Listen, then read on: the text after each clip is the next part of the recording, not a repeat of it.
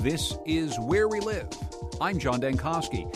Coming up, PCBs have contaminated the town of Anniston, Alabama, and we'll find out what that has to do with schools here in Connecticut.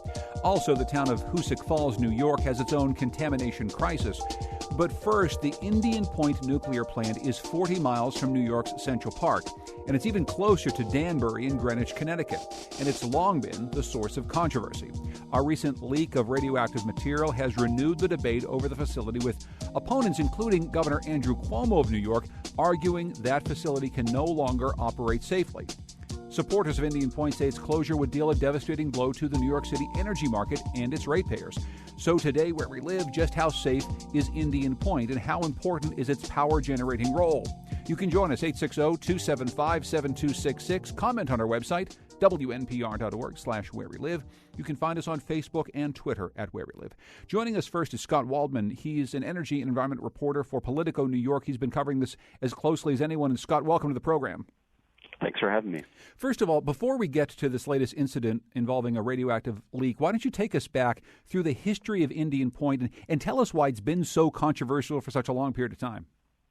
Well, it's about 40 years old, and the plant, certainly because of its proximity to New York City, as you mentioned before, has always been, I think, a source of concern and controversy, particularly for those that live nearby, as well as for folks down in New York City.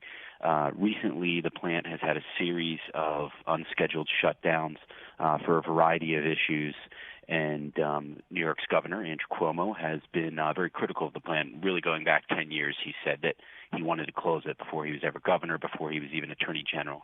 And now that he is governor, he has certainly used all of these unplanned shutdowns to sort of further his point that the plant presents too much of a danger for New York City and that it needs to be shut down. I think one of his main concerns is obviously the population density around the plant, and within, a 30, 40-mile radius to evacuate that many people, 17 million or so would take roughly 48 hours or more, and it's not enough time if there were some sort of major catastrophic event.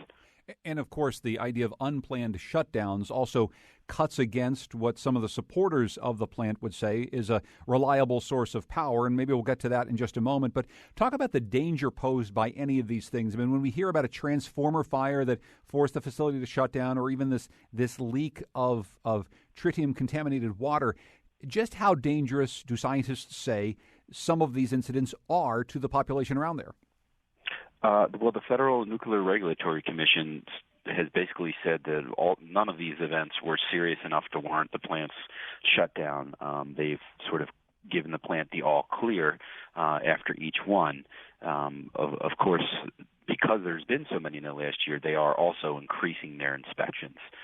If you talk to somebody like David Lockbaum at the Union for Concerned Scientists, who has many decades in the nuclear industry, he's a nuclear engineer himself, he would say he would agree with Andrew Cuomo that this is probably evidence that the plant may not be safe.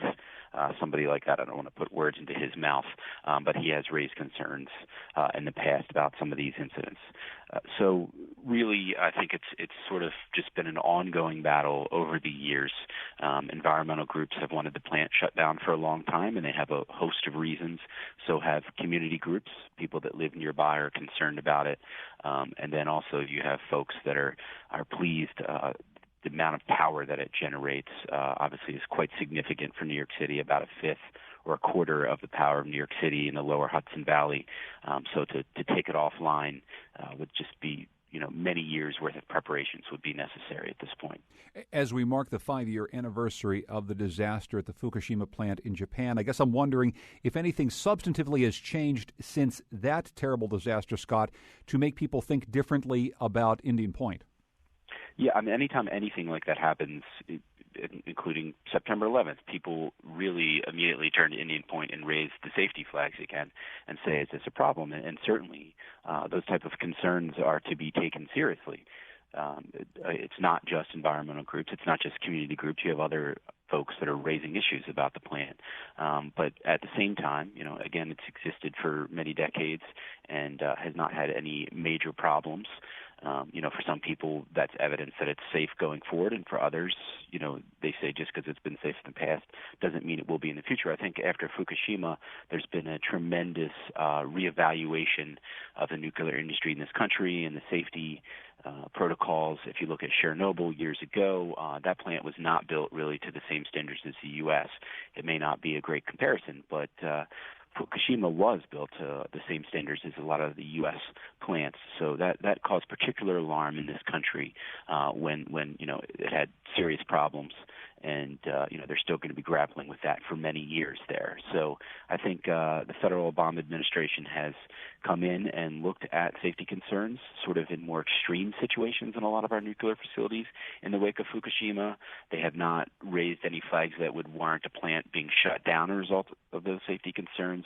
I think plants have put about $4 or $5 billion collectively into making them more safe for the future. So there certainly has been some changes to prepare for flooding and other events like that at these plants, and make them more resilient to potential extreme weather that we may be seeing more increasingly as a result of climate change. We're talking today with Scott Waltman. He's a reporter for Politico New York who's been covering the Indian Point nuclear plant. If you want to call us, 860-275-7266. Coming up in just a moment, we'll be hearing from someone who opposes the plant and would like it to be shut down. Also, an official from Entergy will join us in just a moment. One thing that's important, Scott, is, you're covering this as something that is just outside of New York, that the governor there, Andrew Cuomo, is very, very concerned about. But this isn't really just a New York issue. As I said, it's about 35 miles from the Connecticut border. New Jersey is not too terribly far from Indian Point. What are others in the region saying? Because essentially, this is a federal issue. It's a New York issue, but it's also a Connecticut and a New Jersey issue as well. Sure, and I think the same sort of arguments are going to be made, within the same radius of the plant. I think for a governor in another state, it's probably even easier to say that the plant should be shut down if they're not directly benefiting from it. For the plant to shut down, it has 1,000 well-paying jobs. It's sort of unprecedented for a political figure like Governor Cuomo to call for the shutdown of a business that employs 1,000 people and produces not only a significant amount of power, but a significant amount of power that is air emissions free. So it's a little more complex than just shutting it down. There's issues of if you do shut it down, you're going to have to, at least in the short term, probably rely more increasingly on natural gas. There's already a plant being built in the vicinity that would run on natural gas and supply about basically half the amount of megawatts as Indian Point. So that brings up a entirely different set of arguments, which is, the gas is coming from the fracking operations in Pennsylvania largely. You have to have more pipelines. You have to increasingly rely on fossil fuels. Do you want to turn your, energy grid more reliant on fossil fuels at a time when a lot of people are looking to renewable energy as the future? So this plant, to call for its shutdown is with a host of issues. I can see where those arguments come from, but I think it brings up a much larger conversation. And here in New York, we're actually focusing on keeping alive a lot of our nuclear facilities. A lot of nuclear plants around the country are struggling economically in light of competition from cheap natural gas. And that's certainly the case here in New York. The governor is actively looking to keep every other plant in the state open by giving state incentives, potentially giving subsidies to all the facilities in New York, and that's for other separate reactors. So it's an ongoing discussion, and certainly, both sides have been dug in for quite some time with their various arguments.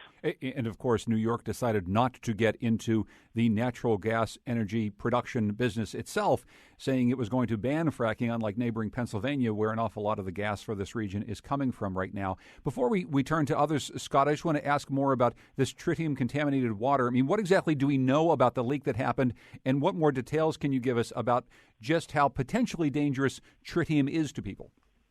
Well, again, I'm sort of relying, somebody who tries to just hear all sides in this, on the federal government here as a neutral party, and they've certainly been criticized in the past for the Nuclear Regulatory Commission for not, having enough safety protocols. But basically, the tritium, which has leaked from, I think, about 2/3 of the plants in the country at one time or another, it dissipates over time. It has not in any sort of drinking water source at this point. It's just in the groundwater.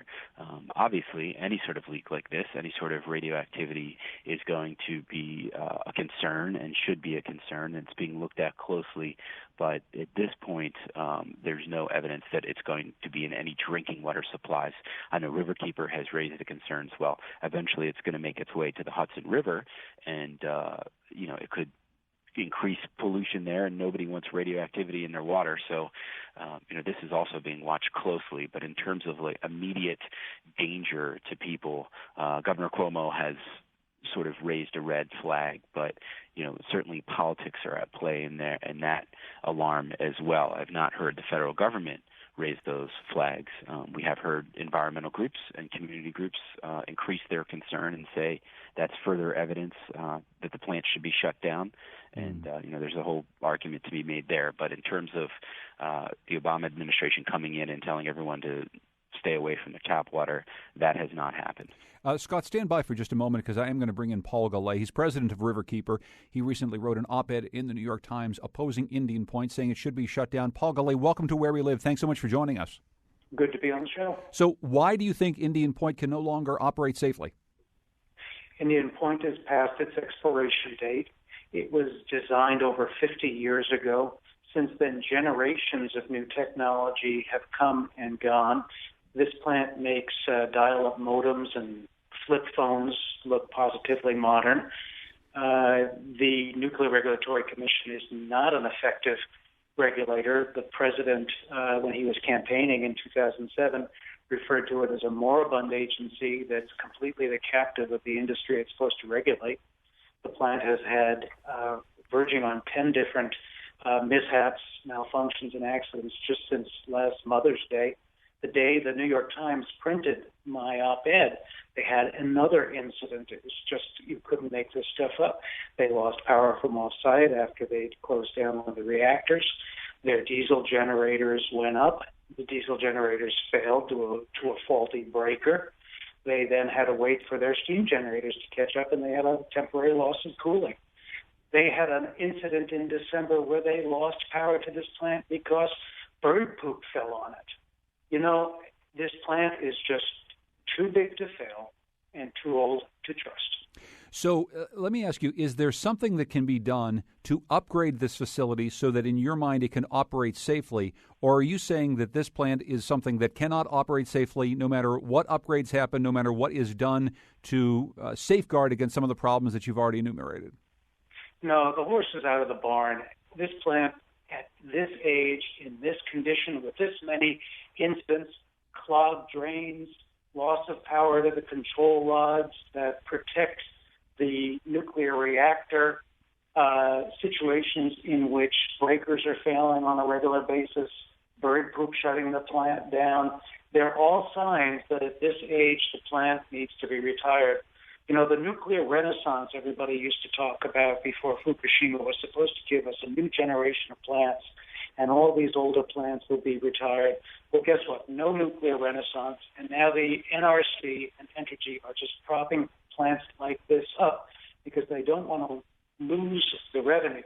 And when you have time, I'll tell you how the power is available to close Indian Point today. Well, and I would like to ask you about the power piece of this in just a moment, and we're going to be turning to a representative from Energy in just a couple moments. I would like to, before we get to the power generation piece of this, though, ask about the problem with the drinking water. Obviously, the governor of New York is concerned about this leak into the drinking water.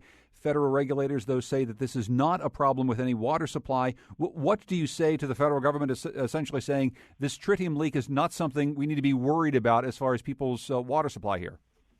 Actually, the federal government has admitted, the Nuclear Regulatory Commission has admitted that this tritium-contaminated water will vent out into the Hudson like other water from the plant that has leaked from the spent fuel pools, which are currently overfilled with no place to send the spent fuel. And you not only have tritium, you also have cesium and strontium coming out of those pools and going into the Hudson. Basically, the Nuclear Regulatory Commission and Entergy said, well, don't worry about this. We don't drink this particular groundwater, and we'll just vent it out into the Hudson like a sewer. And as you can imagine, the idea of using the Hudson River as a radioactive sewer is not one we think is appropriate. And so we're doing everything we can to get folks to realize that these tritium leaks, strontium leaks, the cesium leaks, they're just the tip of the iceberg. This plant is too old. There are too many things wrong with it, too many unplanned shutdowns. So it's all of a piece. So, Paul, let's talk before we have to take a break about the power piece of this. One of the arguments that's made, not just by the company that runs the power plant, but by a lot of other people, is that not only does Indian Point provide an awful lot of power for the region, power which you say can be replaced, but it provides a different type of power than some of the replacement power you might get. Obviously, as I mentioned earlier with Scott, New York decided it was not going to get into the fracking business. It costs a lot of money and a lot of time to get pipelines to get natural gas into the region to create new power. There's a lot of other ways to create power, but they are not, let's just say, carbon neutral. The state of New York is trying to produce energy for millions and millions of people in as clean a way as possible. I know that you're making the case that nuclear power at Indian Point is not clean, but what's a better alternative? If we burn natural gas, we're fracking for it. If we burn something else, that's not good for the environment. What do we do instead? You want clean, safe, sustainable power for the New York metro area. Don't get it from Indian Point. At this point, we have a significant reduction in power demand, just as measured by the grid operator in the last 12 months alone. They estimate that approximately 25% of the power generated by Indian Point will no longer be needed on a peak hot day in the summer of 2016. They dropped their predictions of peak demand by 4% in just 1 year. You look at the recent announcement that 90,000 homes in Westchester County are going to be supplied under a big bulk power agreement by Con Edison Solutions with energy at less expensive rates than wind, solar, and hydro. You look at the reduction in demand due to distributed solar energy, and you realize that the modest amount of natural gas that's involved in the short term in closing Indian Point is going to be replaced. The minute you give the markets the signal that Indian Point is closing, you can get 1,000 new megawatts in hydropower from Canada. Riverkeeper was willing to support that proposal, and we did support that proposal because we know we have to help provide for replacement power. So you want carbon-free power in New York, you get it from the hydro from Canada, you get it from the distributed solar and wind, you get it from these new power agreements that Con Ed is entering into.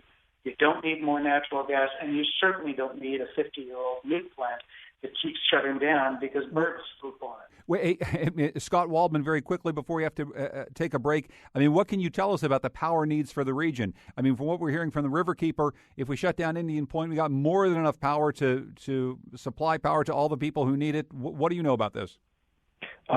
There's different opinions on that. You know, I'm certainly not going to debate with Paul, who has many years of experience and state experience looking at these kind of things. But in terms of hydropower coming from Canada, I know there's doubts that the line can even be built because it would be so expensive it may not be economically worth it. Paul brought up peak power, and that's an important concept here. You have to look at how we use our power grid in the summer in particular. And when everybody turns on their air conditions, that's really what the grid is built around those days. So it is noteworthy if NYSO is saying, if the grid operator is saying we don't need, as much peak power, and certainly renewables are going to cut into that. I think probably the biggest argument for replacing Indian Point is, looking to offshore wind. We have tremendous potential here in New York, and there's companies ready to basically start building. Wind produces a lot more power than solar, and we basically have one of the best areas for wind off of Long Island in the country, if not the world. Certainly, I think focus needs to be put there if we're really going to talk seriously about Indian Point. I don't know that solar capacity, when you consider the amount of it that would be needed very close to New York City, will ever be adequate enough to replace Indian Point. But if you're talking about large wind farms off of Long Island and even upstate in the Great Lakes or in the Adirondacks with enough, transmission lines to bring them down to New York City, then you really can have a realistic plan for replacing a large part of Indian Point's power with renewable energy. But we're talking decades here. And of course, one of the things we always get to here when we talk about these issues is whether or not it's windmills in people's view lines or power lines or pipelines in their backyards trying to get these things through in one of the most populated and wealthy areas of the country can be hard. We're talking with Scott Waldman, a reporter for Politico New York, and Paul Gallet, the president of Hudson Riverkeeper. When we come back, Mike Toomey from Entergy will join us. We'll take some of your questions as well at Where We Live on Facebook and Twitter.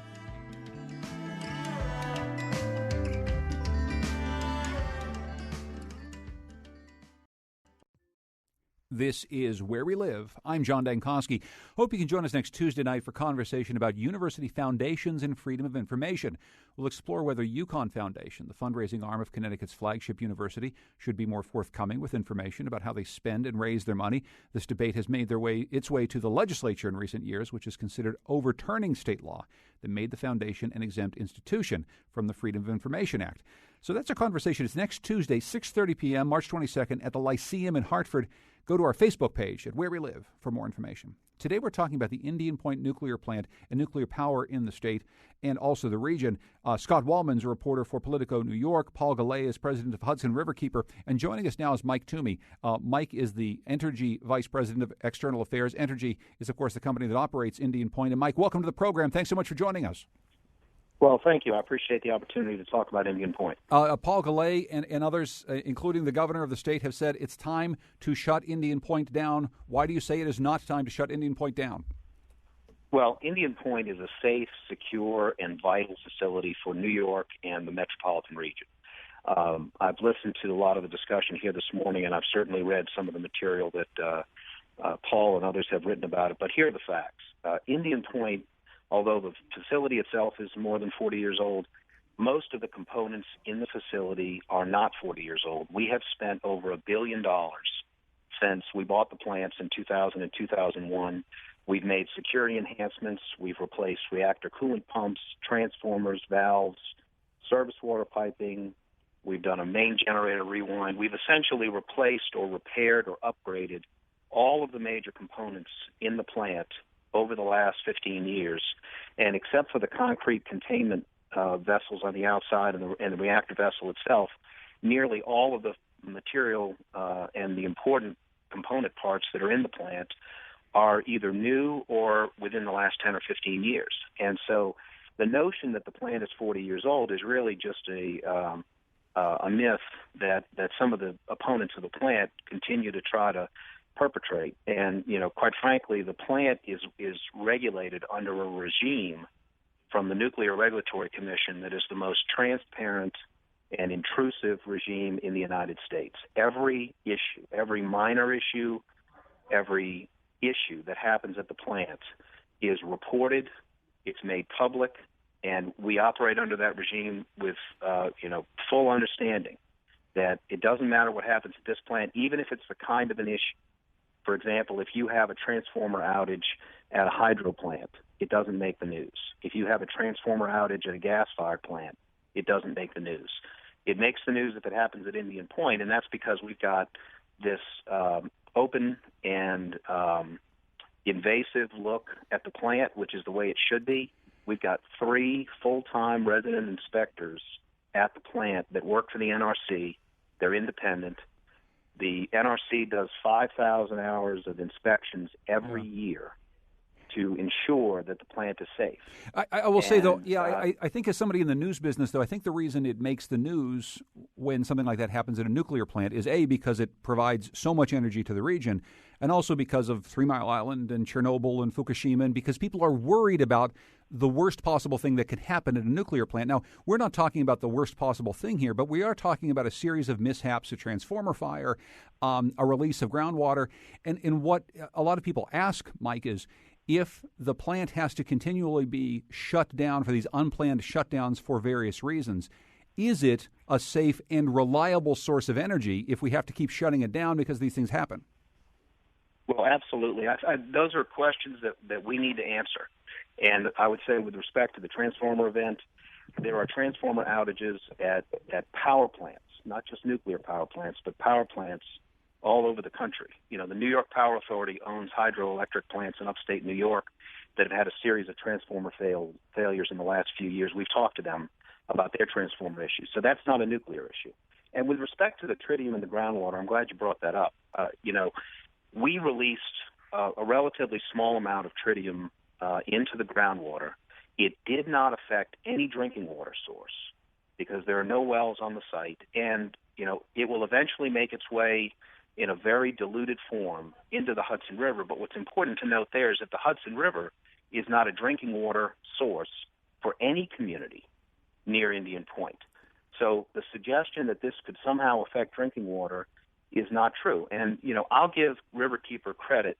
They have been very vigilant in trying to defend the river. You have raw sewage, automotive fluids, fertilizers, pesticides, PCBs from General Electric plants that operated in the 20th century. You've got issues related to sturgeons who are being killed by the work on the Tappan Zee Bridge, and Riverkeeper's been very clear to raise their hand and make sure that people are paying attention to those issues. But shouldn't we be concerned? When it comes to Indian Point, the issue is they have no expertise in nuclear plant operations, no expertise in electric system planning, no expertise in emergency planning. They don't have any real capability to provide more than complaints about these issues, and we've got administrative legal proceedings. When Riverkeeper's called upon to actually submit evidence on some of these issues, they can't show up with any experts that will testify on some of the issues that they say are important to them. But the experts, the NRC is an independent set of experts. They're highly qualified individuals who go to work every day to ensure that the American public is safe. And they do an exhaustive review of Indian Point and every other nuclear facility. And they would not let that plant run if it weren't safe. We wouldn't try to run the plant if it weren't safe. But shouldn't we be concerned about radioactive material being released into the Hudson River, a river which, as you say, has been for years contaminated by a number of other factories, plants, industries? It is a river that has been troubled by release of various discharges over time. Should we not be concerned about the release of radioactive material into that river? Well, the real issue here is that radiation is a bit of a scary word. Okay, but people receive about 50% of their annual radiation dose just from background sources, just from walking around on planet Earth. And about 48% of their radiation comes from medical procedures, and about 2% from consumer products. The operation of nuclear plants, including Indian Point, accounts for less than 1/10 of 1% of the radioactive exposure that people receive. And the Hudson River, by the time small amounts of tritium are diluted and released into the Hudson River, there's no effect on population. There's no effect on the fish. There's no effect on plants. There's no effect on anything. And I think that, one of the concerns that we have is that instead of a rational conversation about the scientific evidence, we often have political and other activities that tend to try to exaggerate these consequences. I mean, for example, I know I've gone to their website. Riverkeeper does a lot of fundraising by trying to frighten people about Indian Point. And so these things often are not put in context. Just the normal plant operations of any nuclear plant is going to release small trace amounts of radiation. And that's a byproduct of that activity. But again, it's less than 1/10 of 1% of the radiation that we're all exposed to every day. Paul Gallay, a quick thought before we have to let you both go. John, I got to say, most of what Mike says is wrong. There are more components in this plant that cannot be replaced than possibly could be replaced. 3 miles of buried piping, leaking spent fuel pools that are so full they can't even see the leaks. 3 exemptions from fire safety rules, faulty insulation on the cables leading to the reactors, broken pumps, blocked sumps. The idea that they've replaced the majority of the components is just an untruth. There's been an enforcement drop at the Nuclear Regulatory Commission of 80% since the late 90s because the industry controls that agency.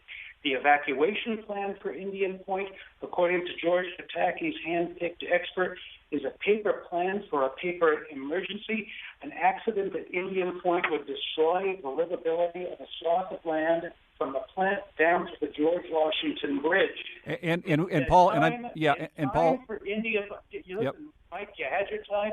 Now I'll have a little bit of time, and then you can respond if there's time after that. No, and this is John. This is John saying just finish up if you would, please, Paul. Thank you. The long story short, Indian Point is got to close. We got to close Indian Point before it closes up. And Paul, I'm going to let you go there. Paul Gallay is president of Hudson Riverkeeper. Mike Toomey is the vice president of external affairs for Entergy. Thank you both for joining us in this conversation. I'm going to turn to Jenny Stalovich. She's a reporter who's been covering in Miami the Turkey Point nuclear plant. I'm reading the top line of a story you recently wrote, Jenny, which says a radioactive isotope linked to water from power plant cooling canals has been found in high levels in Biscayne Bay, confirming suspicions that Turkey Point's aging canals are leaking into the nearby national park. Well, that's fairly frightening. Jenny Stalovich, welcome to Where We Live. Hi, thanks for having me. So what else can you tell us about this? Well, so I'm not sure how your system works, but down here, Turkey Point sits on the edge of Biscayne Bay. It's a power plant that includes 5 units with 2 nuclear reactors that use this massive cooling canal system to keep the reactors cool. This is a system that's so big it covers more than 5,000 acres. You can see it from space. It initially was dug as a way to keep that nuclear reactor water out of the bay. It was supposed to be a closed-loop industrial waste system. Originally, the water was less salty than the bay, but over the years, it's become saltier and heavier, and so it's pushing down. It's caused 2 things to happen. The first thing was a growing saltwater plume, an underground saltwater plume, began to spread and kind of migrate from underneath the canals. They knew from monitoring wells in the area that it had migrated west, but then just recently they discovered that it also appears to be migrating east and turning up in the bay. And so this is all, of course, tied into the fact that where we are up here, as we look at Indian Point, we're talking about it, and we didn't really mention this in an earlier conversation about being on a fault line. It's 45 miles from New York City Central Park. It's right on the Hudson River. Some of the issues you're dealing with have specifically to do with the fact that the Miami area, the areas that is served by this power plant, is really under a lot of change due to climate change and rising sea levels. I mean, how much is that the problem at Turkey Point? Well, the problem at Turkey Point has more to do with the temperatures of the canal. I'm sorry, Jenny, are you still there? Can you hear me? Yes, yes, I can. I'm sorry. I clicked the wrong button there. Go ahead. Okay. So the climate change issue here really has to do with sea rise. We're dealing, with it's inching up, but the projections over the next century are about 3 feet. Turkey Point sits on the edge of the bay. The question is, as those sea levels rise, there's a problem with saltwater intrusion. If Turkey Point is already exacerbating saltwater intrusion, sea rise is just going to make it worse. There's a well field that lies just inland that supplies all the fresh water for the Florida Keys. It's the only supply for the Florida Keys. So I think that's what's got a lot of people concerned. And a last thing for you here, how much of a political issue has this become in the Miami region? It's pretty political because Florida Power and Light exerts a lot of political influence. They contribute a lot to campaigns. Part of the problem and criticism from a lot of the environmentalists is that the state has had too cozy a relationship with FPL, so they're not regulating them kind of strictly enough. Jenny Stalovich is a staff writer for the Miami Herald who's been covering the Turkey Point plant. Jenny, thank you so much for your time. I really appreciate it. Thank you. We're going to turn back now to Scott Waldman from Politico New York, who we've been talking about Indian Point. But there's another story in your region, Scott, you've been covering. A lot of attention, of course, has been paid to the water crisis in Flint, Michigan, but there's another water crisis in Hoosick Falls, New York. Governor Andrew Cuomo just visited the town for the first time. It's about 100 days after the crisis began. On one hand, he wants to shut down this nuclear plant. What's he been saying and doing about this problem in Hoosick Falls? Well, the state has been extensively criticized for the reaction here. They basically were assuring people in Hoosick Falls that it was okay to drink their water. There's a chemical, it's known as PFOA, and it's used in the manufacturing of products, nonstick products like Teflon. It's in the water. It's in there in a dangerous level, and it's still being studied extensively by the EPA. But basically, the levels are above the EPA limits. The state had different limits that were much, much higher and assured people that it was okay to drink for more than a year, even though the EPA had a recommendation of 400 parts per trillion. The state's was 50,000 parts per trillion. So then the state reversed itself a few months ago, and now people in town are very scared and worried about their water and wondering why the state told them it was okay to drink it for a year when it was actually pretty dangerous. It's even been found in a second town nearby called Petersburg where similar manufacturing facility was located. So basically it's an ongoing crisis. I think it's going to be discovered in more states. It's already been found in Vermont nearby in North Bennington, and there's even a factory in New Hampshire that's now being traced to the similar pollution in water sources there. Scott, and I'm going to have to let you go, Scott, but I appreciate your reporting on all of this stuff, and we'll continue letting our listeners know about what's going on in Hoosick Falls and also around Indian Point. Scott Waldman is a reporter for Politico New York. Thank you, Scott. Thank you. When we come back, we're going to turn to our reporter, David DesRoches. He's been covering PCB contamination in schools around Connecticut, but his reporting has taken him to the town of Anniston, Alabama. That's coming up next, Where We Live.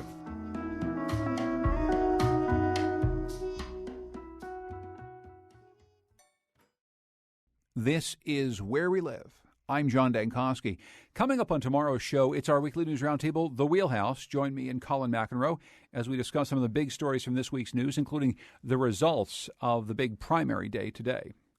Right now, though, I want to welcome in my colleague David DesRoches. He has been covering education for WNPR and also following the story of PCBs in schools in Connecticut and around the country. Now, last year, he told us about a multi-part investigation into PCBs that he conducted, a product that was banned back in 1979, but it still exists in many thousands of schools and other buildings nationwide. In fact, it's hard to know just how many schools could contain PCBs. It's even harder to know what the long-term health impacts are. Here's what we do know. Government agencies like the Environmental Protection Agency and the World Health Organization have found PCBs to be toxic and a health risk for children and workers. So David's here to tell us about a recent reporting trip to a place, David, that's, I suppose, kind of the ground zero for the PCB battle in America, a town called Anniston, Alabama. So first of all, welcome back to the show. Thanks, John. What took you to Anniston?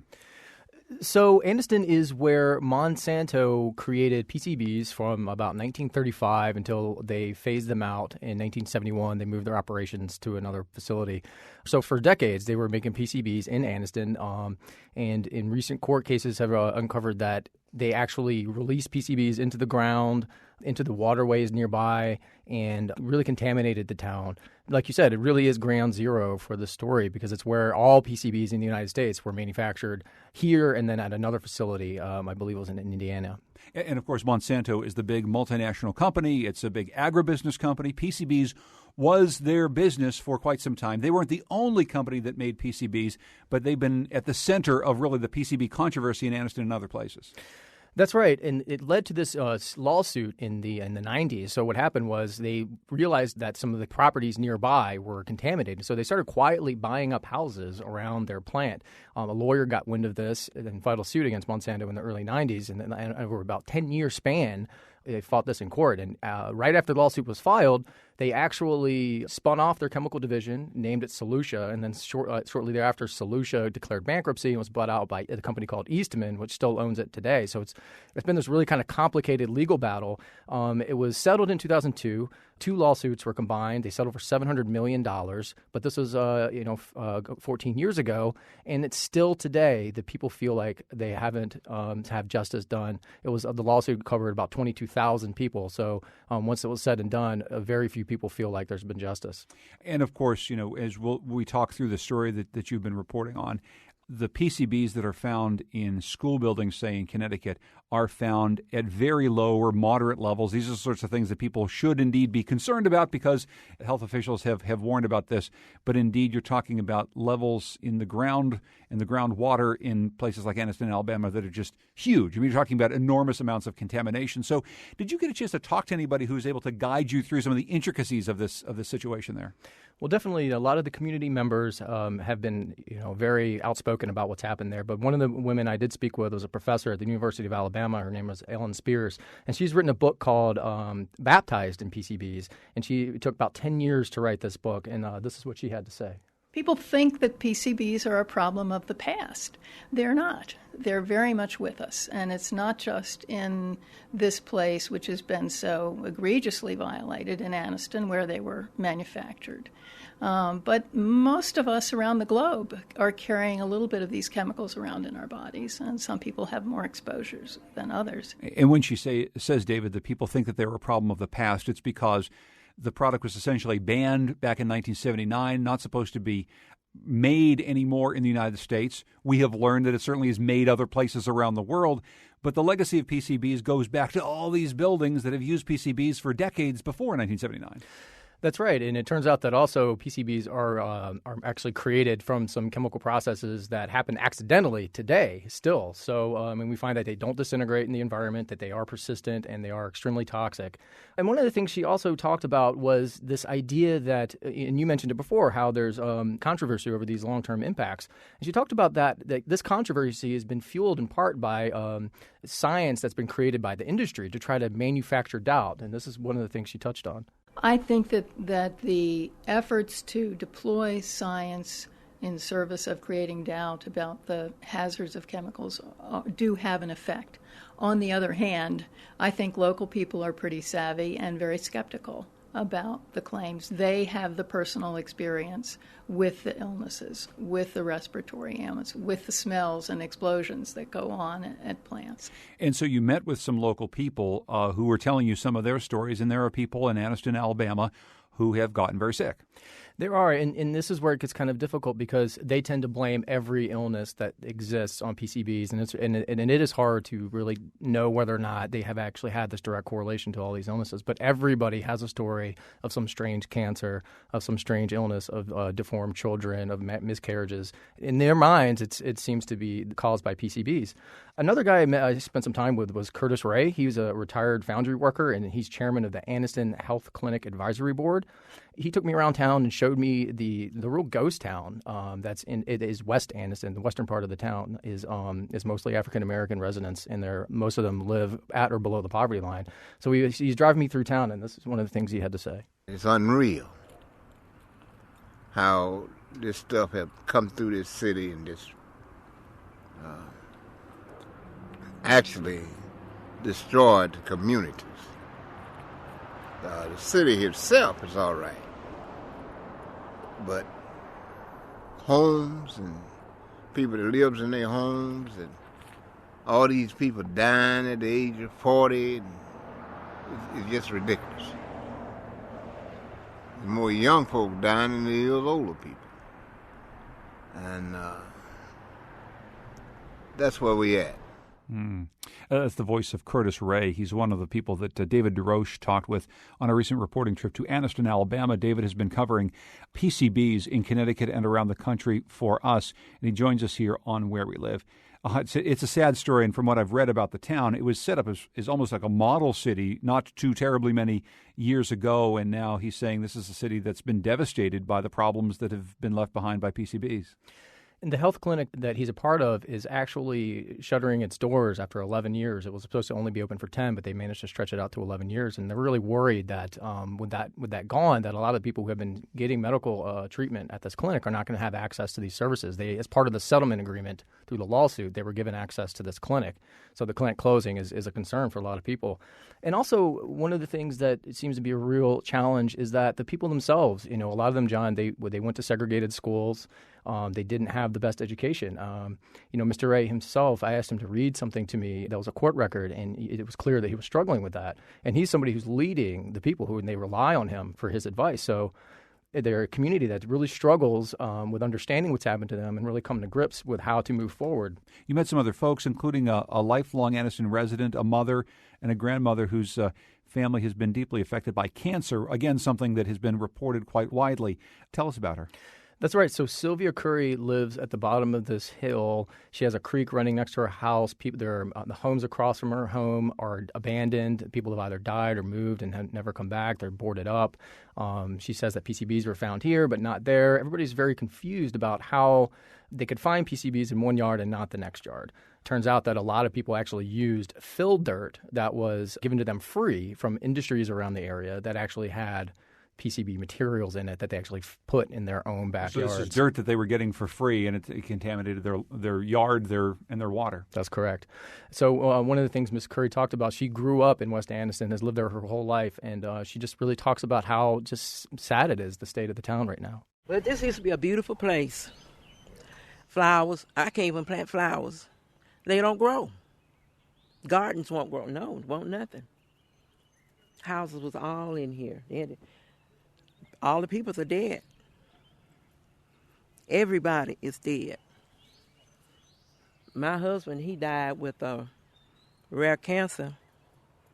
I've had cancer twice. Then I have a thyroid problem. I have a heart problem. I mean, just sickness. And just sickness. So, I guess they're just probably waiting on us for all us to die out because everybody is gone just about out in here. What has Monsanto said about all this? Because obviously this company is being seen as the root of the problem by the members of the town. As you and others have reported on, they have gone to quite some trouble to try to, whether it's buy up land that maybe was contaminated or try to work on getting science out there that helps to support their case. But what is it they're saying about claims like this one coming from people in Anniston? Well, they really continue to argue the case that PCBs are not as harmful as other scientific studies seem to point out. They argue that the only thing that PCBs have been proven to cause is this thing called chloracne, which is basically a skin rash. And they argue that in Anniston particularly, that they've paid their settlement, they paid their $700 million, and that the case has been settled from their end. But people in town are concerned. They really want to know whether or not this health clinic will continue to stay open, whether or not it'll continue to be funded by the industry. In Sylvia Curry, she talked about the fact that getting the story of Anniston, Alabama out, given the settlement, given the fact that they're a poor community, this has been something that's been a struggle for them. That's right. Sylvia addressed the troubles that they're having, really just trying to get that story out because the rest of the world seems to think that the story is over when, in fact, it really is still a problem there. We've been trying to get this out. Just couldn't get no help. I mean, and it's bad. And it's depressing, too, to live like this. Knowing that there is money that was for us and we can't do no better.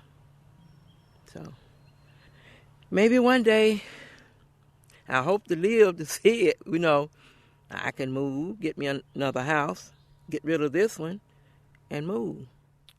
So this story that you're doing, David, is part of an investigation into PCBs nationwide, including right here in Connecticut. I should say there's also been some recent news about this before I let you go. The New York Times has reported on some controversial pending legislation that could help protect Monsanto against future legal claims. What can you tell us about that? What happened is there are two bills pending in Congress. The House has a bill and the Senate has a bill trying to overhaul the Toxic Substances Control Act. And there was a paragraph in there that some critics say shields Monsanto from any future liability in regards to PCB cleanup. Monsanto says that it doesn't do that. They argue that they didn't ask for any specific favors. But it's very clear that it would help them. They've actually used it in the defense in a lawsuit that the law would provide them freedom from liability. So they are powerful. I mean, they spend a lot of money in court. They're very litigious. There are several lawsuits around the country against Monsanto from cities like Seattle, San Francisco. There are school districts that are suing them. They have a very strong presence in the legal system, and they've been fighting this issue for a very long time. And with this legislation, a lot of people are really concerned that it will be even more difficult to hold them accountable. You said that school districts have sued Monsanto. Isn't Hartford, Connecticut one of those districts? That's correct. So Hartford is suing for Clark Elementary School, which was closed in late 2014. They had set aside $5 million to renovate Clark for PCBs, and they realized that simply wasn't enough. And now they're actually planning on demolishing the school, and that has a lot of community members really upset. David DesRoches covers education, but also this problem with PCBs in schools and other buildings nationwide. He's been doing reporting on this, including in Anniston, Alabama. We'll find out more information on our website, WNPR.org/Where We Live. David, thanks so much. Thanks for having me, John. Our program is produced by Lydia Brown and Tucker Ives. Our technical producer is Kion Wolf. Heather Brandon is the digital editor, and the executive producer is Katie Tolarski. I'm John Dankosky. This is Where We Live.